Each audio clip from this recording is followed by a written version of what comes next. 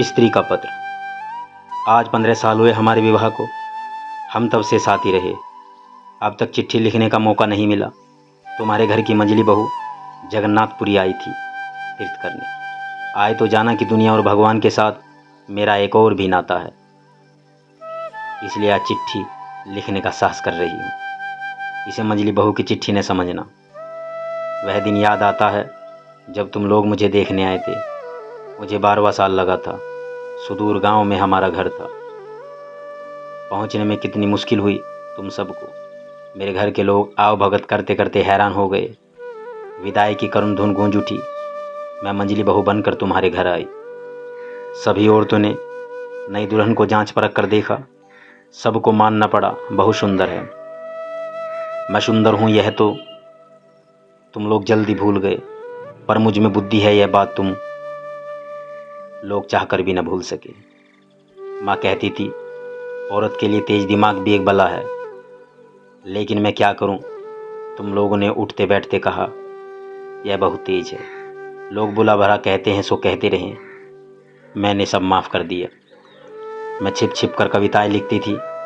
कविताएं थी तो मामूली, लेकिन उनमें मेरी आवाज़ थी। वे कविताएं तुम्हारे रीति रिवाजों के बंधन से आज़ाद थी। मेरी नन्ही बेटी को छीनने के लिए मौत मेरे बहुत पास आई।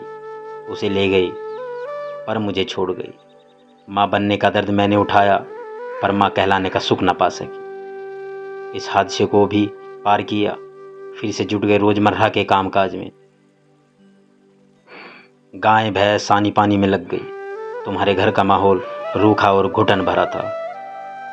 यह गाय भैंस ही मुझे अपने से लगते थे। इसी तरह शायद जीवन बीत जाता। आज का यह पत्र लिखा ही नहीं जाता, लेकिन अचानक मेरी गृहस्थी में जिंदगी का एक बीज आ गिरा।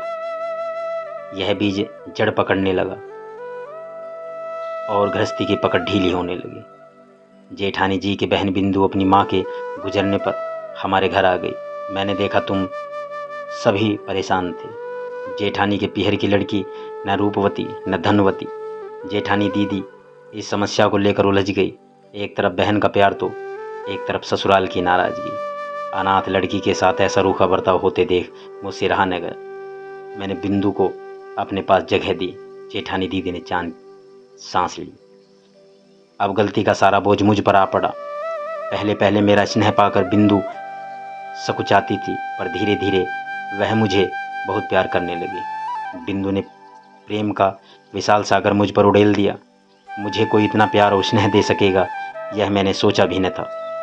बिंदु को जो प्यार दुलार मुझसे मिला वह तुम लोगों को फूटी आंख न सुहाया। याद आता है वह दिन जब बाजूबंद गायब हुआ।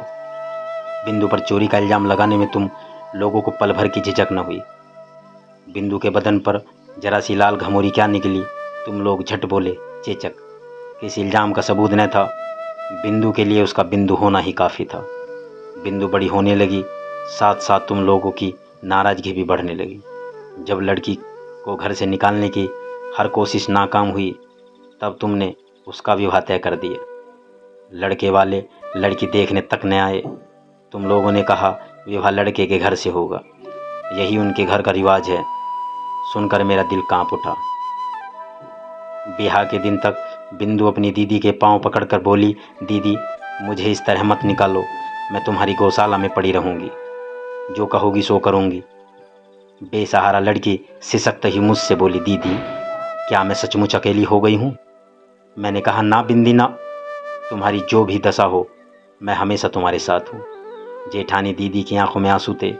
उन्हें रोक कर वह बोली, बिंदिया याद रख, पति ही पत्नी का परमेश्वर है।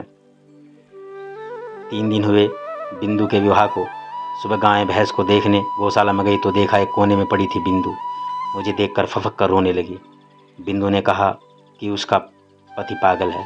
बेरहम सास और पागल पति से बचकर वह बड़ी मुश्किल से भागी। गुस्से और घृणा से मेरे बदन में आग लग गई। मैं बोल उठी, इस तरह का धोखा भी भला कोई विवाह है? तू मेरे पास ही रहेगी, देखूं तुझे कौन ले जाता है। तुम सबको मुझ पर बहुत गुस्सा आया। सब कहने लगे बिंदु झूठ बोल रही है। कुछ ही देर में बिंदु के ससुराल वाले उसे लेने आ पहुँचे। मुझे अपमान से बचाने के लिए बिंदु खुद ही उन लोगों के सामने आ खड़ी हुई। वे लोग बिंदु को ले गए। मेरा दिल दर्द से चीख उठा। मैं बिंदु को रोक न सकी। मैं समझ गई कि चाहे बिंदु मर भी जाए, अब वह कभी हमारी शरण में नहीं आएगी। तभी मैंने सुना कि बड़ी बुआ जी जगन्नाथपुरी तीर्थ करने जाएगी। मैंने कहा, मैं भी साथ जाऊंगी। तुम सब लोग सुनकर बहुत खुश हुई। मैंने अपने भाई शरद को बुला भेजा। उससे बोली, भाई अगले बुधवार मैं जगन्नाथपुरी जाऊंगी। जैसे भी हो बिंदु को भी उसी गाड़ी में बिठाना होगा। उसी दिन शाम को शरद लौट आया। उसका पीला चेहरा देखकर मेरे सीने पर सांप लौट गया। मैंने सवाल किया, उसे राजी नहीं कर पाए? उसकी ज़रूरत नहीं। बिंदु ने कल अपने आप को आग लगाकर आत्महत्या कर ली। शरद ने उत्तर दिया। मैं स्तब्ध रह गई। मैं तीर्थ करने जगन्नाथपुरी आई हूँ।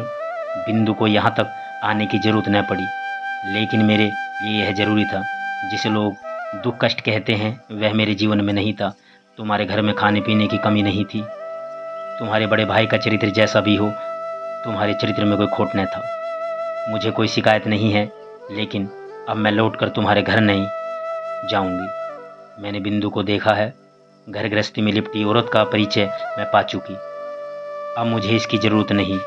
मैं तुम्हारी चौखट लांघ चुकी। इस वक्त मैं अनंत नीले समुद्र के सामने खड़ी हूँ। तुम लोगों ने अपने रीति रिवाजों के पर्दे में मुझे बंद कर दिया था। न जाने कहाँ से बिंदु ने इस पर्दे के पीछे से झांक कर मुझे देख लिया, और उसी बिंदु की मौत ने हर पर्दा गिराकर मुझे आज़ाद किया। मंजली बहू अब खत्म हुई। क्या तुम सोच रहे हो कि मैं अब बिंदु की तरह मरने चली हूँ? डरो मत।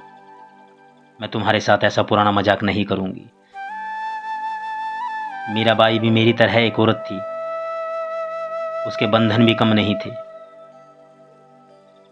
उनसे मुक्ति पाने के लिए उसे आत्महत्या तो नहीं करनी पड़ी। मुझे अपने आप पर भरोसा है। मैं जी सकती हूँ। मैं जीऊंगी। मंजली बहू।